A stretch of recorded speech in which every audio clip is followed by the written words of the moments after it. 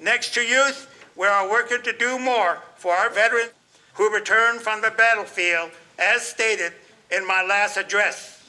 I have asked our administration to gather the ideas from our veterans and their family. Our commitment leads us to Oak Spring, Crown Point, Kaibito, Dinahozo, where we host 4 veteran town hall meetings. For too long, Winter Rock had made decisions without consulting with our veterans.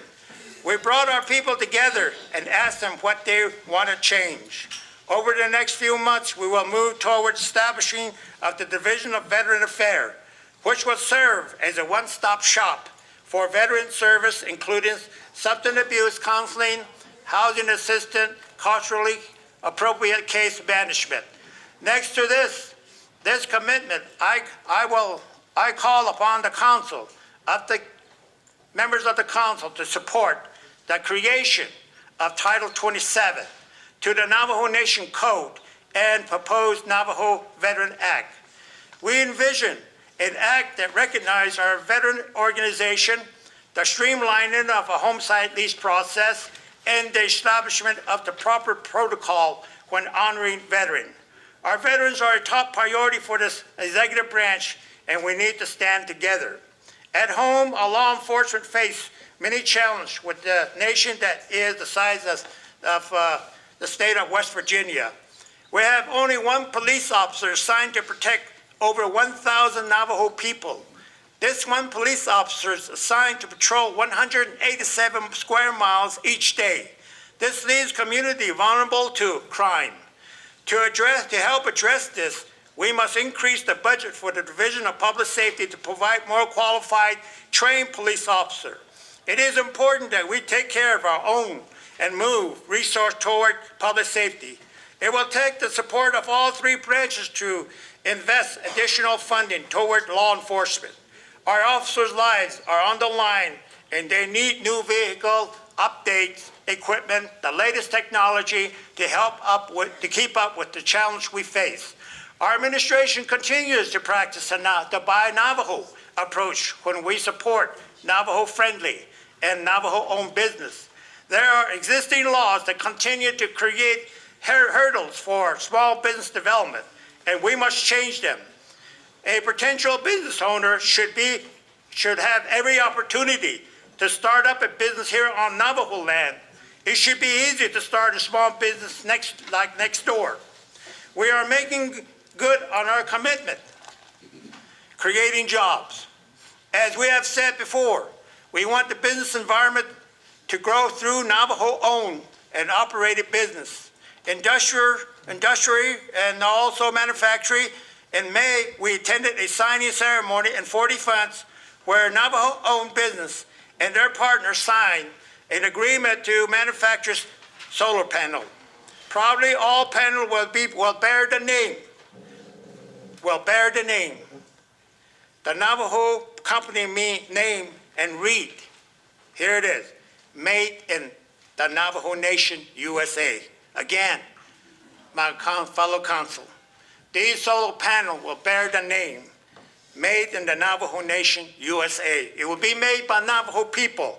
If we continue to work together, we will have the potential to create 450 jobs, new jobs, Navajo jobs, by the end of this year.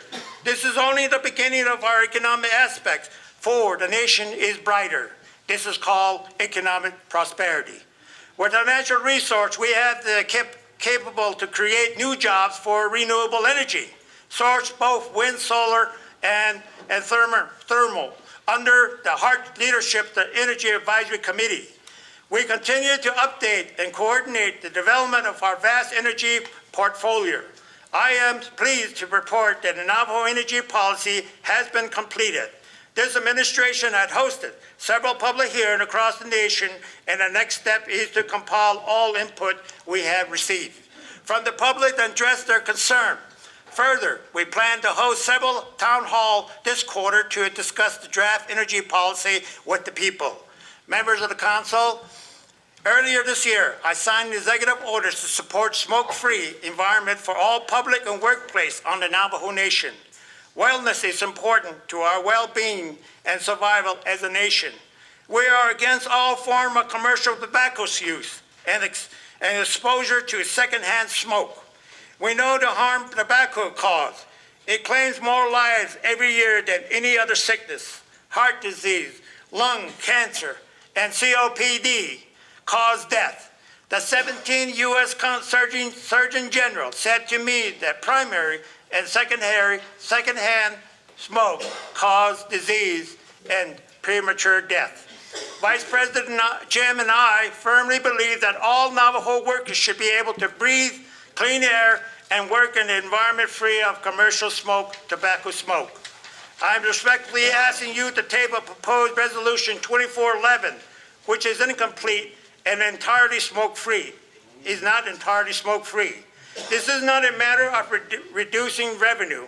That is what the tobacco industry tells you. They know there is big profits in commercial tobacco. Think of the years to come, the long-term pictures. Working together, we can take a strong stand for the health of our Navajo family. I am not going to compromise the health of our children and grandparents. We are going to do it right once and get it done with the support of the people. At time in Winter Rock, when we had to remind ourselves of our community and the simple, modest life of our people, we remind ourselves that our people depend on us to create greater opportunity. Our people do not need additional handout, and government shall not be running business. Our people want safer roads, waters, utility line, and local business they can support, so they don't have to rely on Border Town to shop for grocery. Our people are everywhere, and they are speaking up. We must listen to their call. Our course is set for the new direction. The sun rises again for another day.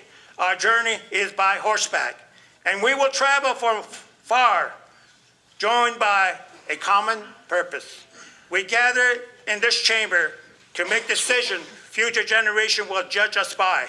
Our vision is solid, and our expectations are bold. We are one people, moving forward together as one nation. Our future is prosperous, for we are all related as one Navajo family. Honor and honorable members of the Navajo Nation Council, thank you. May the holy people continue to bless the great Navajo Nation. Ahya Shanantai for listening to me. Thank you.